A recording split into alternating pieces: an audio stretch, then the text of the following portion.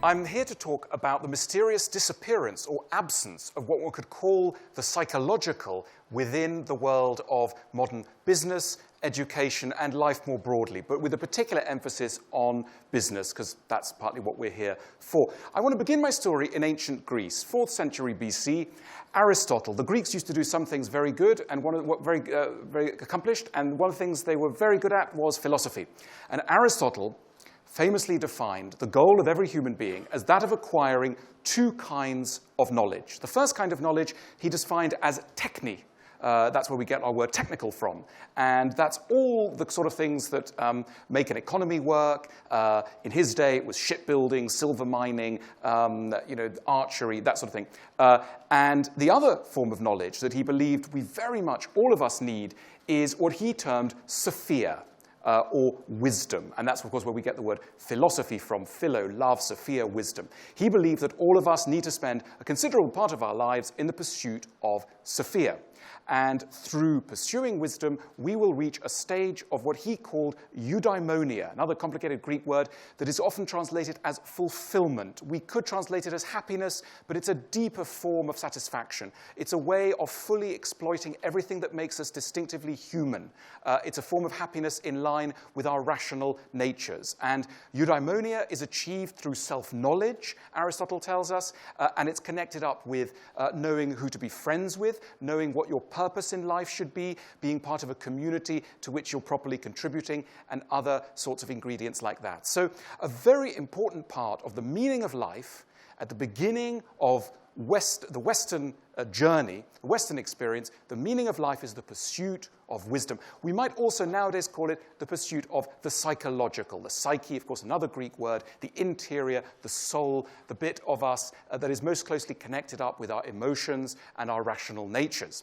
Now, I want to argue that, oddly, despite our accomplishments in so many areas, we've become very bad at the Sophia bit of the economy and our human pursuits. A lot of the blame has to do with religion, because when Christianity descends upon Europe, it sucks up all the interest in the soul. The very word soul starts to become a religious word, and the whole study of the psyche gets imported into religion.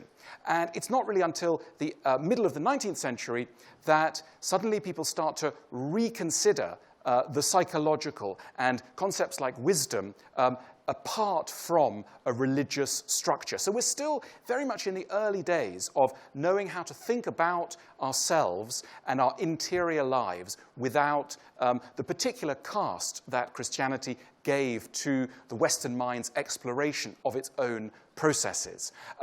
Part of the really big problem, part of the reason why we're not so good at wisdom, we're not so good at the psychological, is this movement that also strikes Western Europe in the 19th century, known as Romanticism.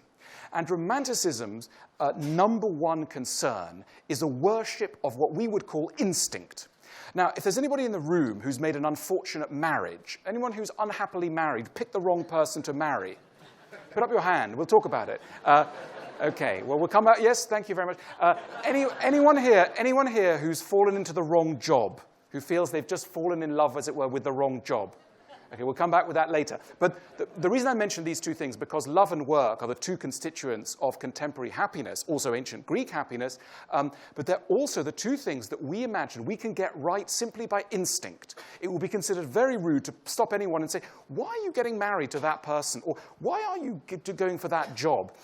We believe that people's best chances of finding fulfillment comes from not thinking too hard about why they're doing it. We worship instinct and impulse in the two areas where they actually have catastrophic results, which is in relationships and in the pursuit of our talents and our exploitation of our talents within the workplace. So Romanticism has a lot to blame. So what I'm trying to create for you is a picture of how, at the dawn of Western civilization, we have this tremendously exciting mission. We can learn to be happy by understanding the mind, the psychological part of our minds. We can pursue wisdom, and that should be the highest goal of human beings. That disappears for a long time, and we are left with this romanticization of instinct. Now, let me come to the modern world of business. A lot of the reason why business is incredibly unpopular and has come under a lot of suspicion, despite the recent Conservative government win, the crisis of capitalism is not over. A lot of the reason why businesses routinely come under suspicion is because they're accused, they stand accused of selling us bullshit. In other words, they stand accused of not selling people the things that they really need in order to have a good life. So the phenomenon that we know as consumerism is attacked for generating vain desires, exciting passions in people, which the products that are associated and that are being sold cannot properly deliver on. And that's a major underlying, there are other underlying complaints around capitalism, including exploitation, environmentalism, etc. But if you want to look, as it were, at the core intellectual complaint, it is that we are not buying and selling those things which actually lead to a flourishing life. That if Aristotle walked into the marketplace, as it were, he would not see us spending our energies, devoting our energies to those things that really could stand a chance of delivering on happiness. These issues have a horrible habit of coming to the fore. I'm sorry if there are people here in the world of advertising, but let's go for it. These issues have a horrible habit of coming to the fore around advertising. Think of the concept of brand, much revered within the industry, much maligned outside of the industry. What a brand promise is often pegged to are all those things, those higher needs that are associated with wisdom, with flourishing, with the good life.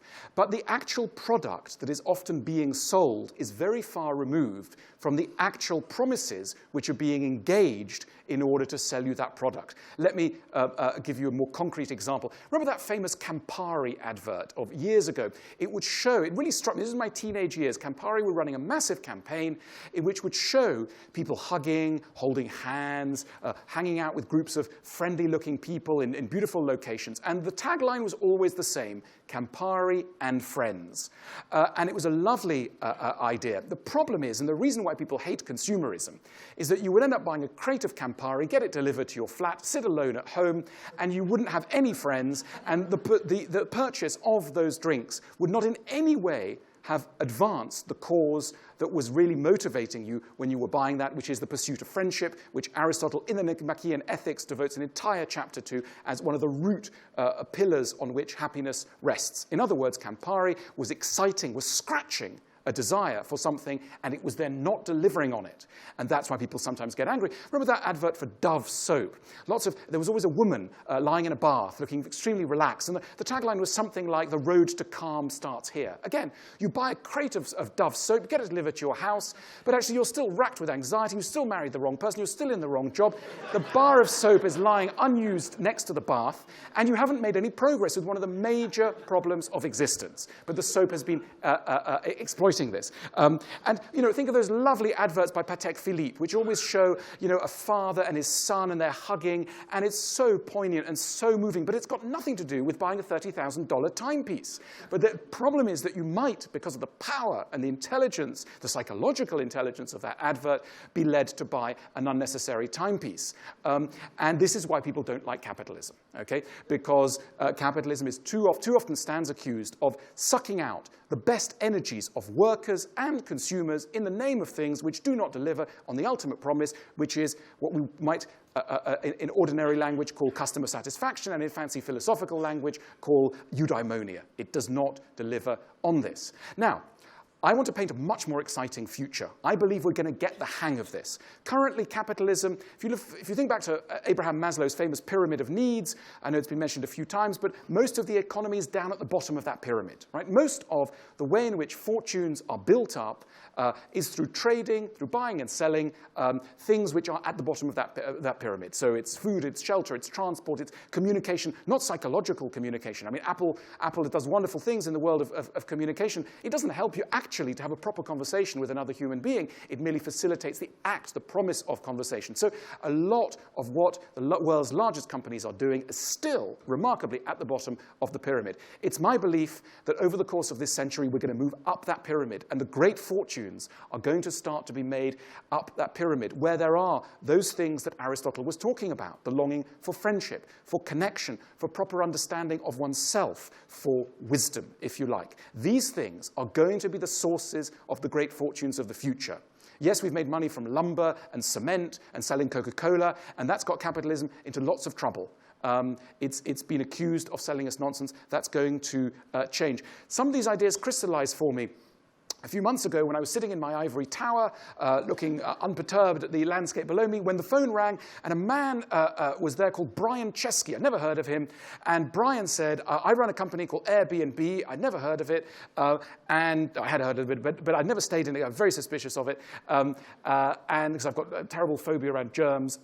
Anyway, he says to me, I'm having a crisis, and I think you can help me. I'd like you to come to San Francisco next Thursday. I said, I'm really sorry. I've got my kids to pick up, etc. He said, I'm just going to make it worth it. Come to San Francisco. So he made me an offer I couldn't refuse. I flew to San Francisco.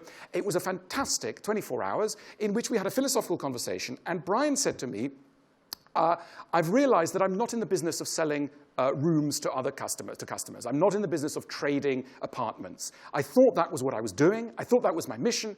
But I've now realized I'm in a completely different business, and that business is happy travel. That's really what I'm after.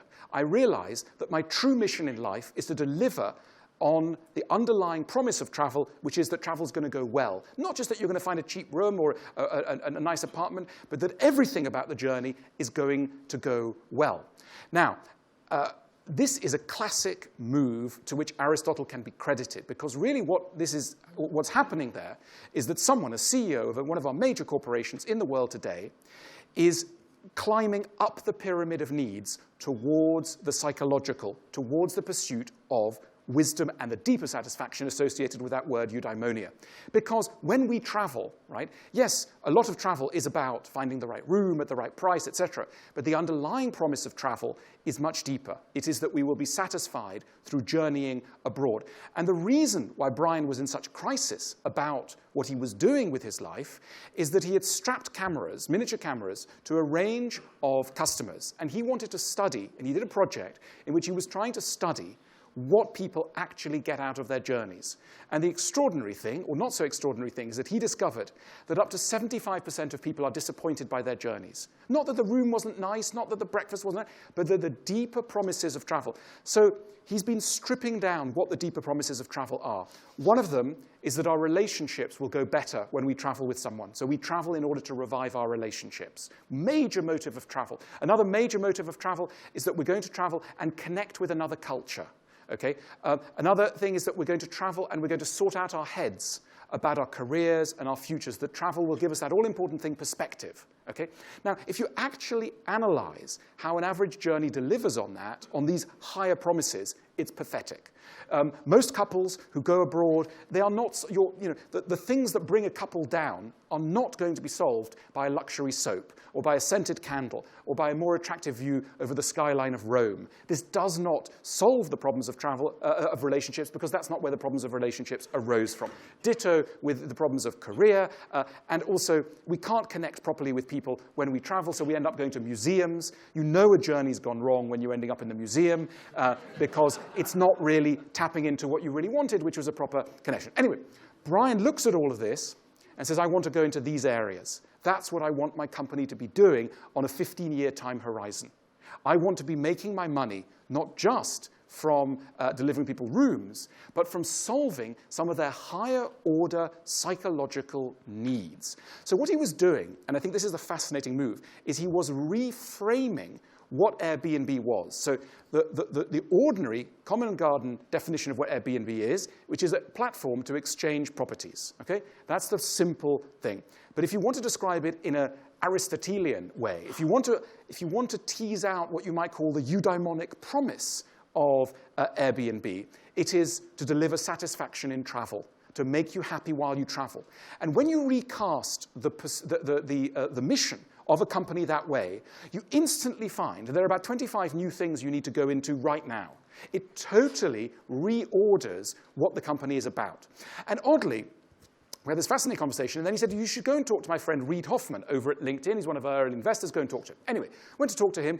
Interestingly, Reid had done his MA thesis on Aristotle, so we had lots to talk about. We talked about Aristotle, the disappearance of the psychological in the economy, and we had a fascinating dinner in which we talked about what LinkedIn really is.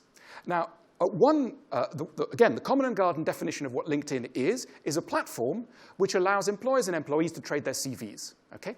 But if you step back and take an Aristotelian eudaimonic redefinition of the company, it is much, much deeper. What it really is a tool that will enable every worker to tease out of themselves their latent capacities and connect these capacities to the modern economy, right? Which is a huge and very different mission. It's connected, but it's a much bigger mission.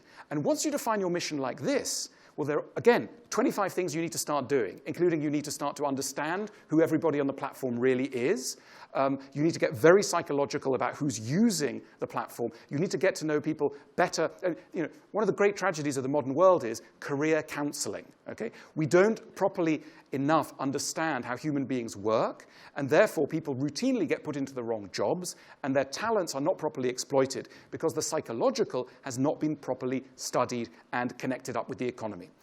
Once you start to see that something like LinkedIn could be in the business of properly connecting up people's latent capacities with the economy, well, you need to do all sorts of things. You need to get involved in artificial intelligence, come back to that in a minute. You need to start getting involved in properly training people, which is precisely what LinkedIn has recently done, and a whole host of other things. What I'm trying to help you to see is how you can recategorize a business and the new things that emerge when you do that. You could do this experiment, this sort of Aristotelian experiment with anything. Let's imagine that I were to meet the head of a news channel.